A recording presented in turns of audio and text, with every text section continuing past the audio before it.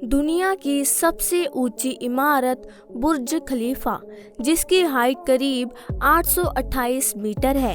क्या आप जानते हैं कि जब इस बिल्डिंग को बनाया जा रहा था तो सीमेंट का जो मिश्रण है वे जमीन पर ही बनाया जा रहा था। अब आप इसकी हाइट का अंदाजा कुछ ऐसे लगा सकते हैं कि सीमेंट ऊपर ले जाते समय रास्ते में ही सूख जाया करता था। अब सीमेंट के मिश्रण को इतनी जल्दी ऊपर ले जाना पॉसिबल नहीं था और इसीलिए इन्होंने दुनिया के 3 सबसे पावरफुल कंक्रीट पंप को मंगवाया, जिनकी कीमत भी करोड़ों में थी।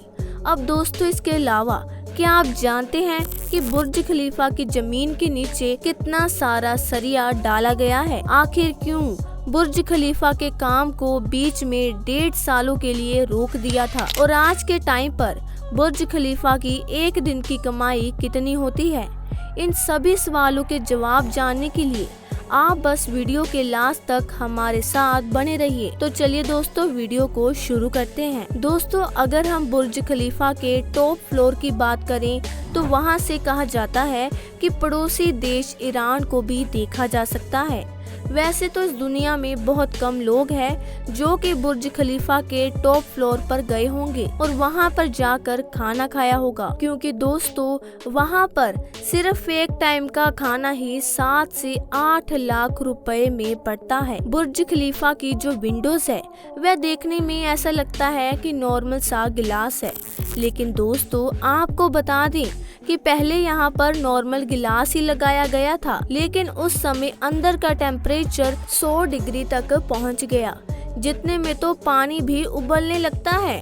अब ऐसी सिचुएशन में अगर कोई इंसान अंदर चला गया तो आप ये सोच सकते हैं कि आखिर उसका क्या हाल होगा। अब दोस्तों, अगर इस केस में एसी लगवाते तो बिजली का खर्चा ही हर महीने करोड़ों रुपए में आता। इसका सल्यूशन ढूंढने में उन्हें करीब 1.5 साल लग गए। अब मशहूर इंजीनियर जॉन जेराटा ने एक खास तरह के गिलास को बनाया जो कि सूरज के यूवी रेस से गर्म नहीं होते थे। अब ये गिलास $40,000 का था और ऐसे में यहाँ करीब 24,000 पैनल लगने वाले थे। अब हुआ यूं कि उन्होंने इस कॉस्ट को कम करने के लिए बुर्ज खलीफा के पास में ही उस गिलास की फैक्ट्री बना ली और इस तरह उन्होंने करोड़ों रुपए का खर्चा दिमाग का इस्तेमाल करके बचा लिया।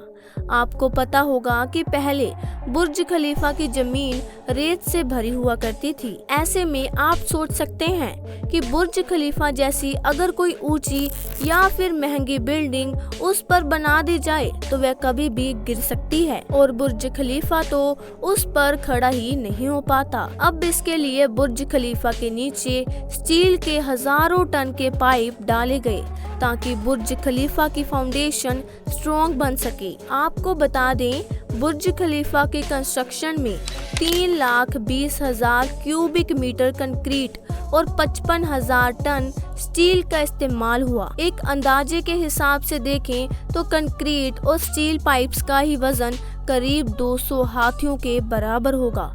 अब दोस्तों, अगर हम बात करें कि आखिर बुर्ज खलीफा एक दिन में कितना रुपया कमाता है, तो फिर अगर रिपोर्ट की माने तो बुर्ज खलीफा ने सन 2019 में करीब $1.5 बिलियन की कमाई करी, यानी कि करीब 12,000 करोड़ रुपए।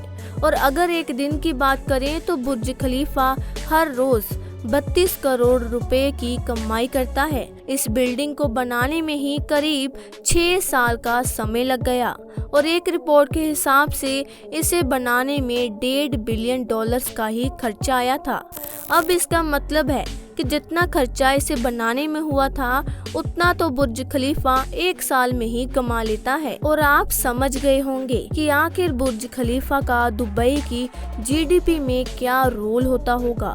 दोस्तों, कई लोगों को ऐसा लगता है कि बुर्ज खलीफा के ऊपर कोई 10 से 15 फीट का पाइप लगाया गया है, लेकिन एक्चुअल में ये पाइप करीब 136 मीटर लंबा है और 330 टन वजनीय है।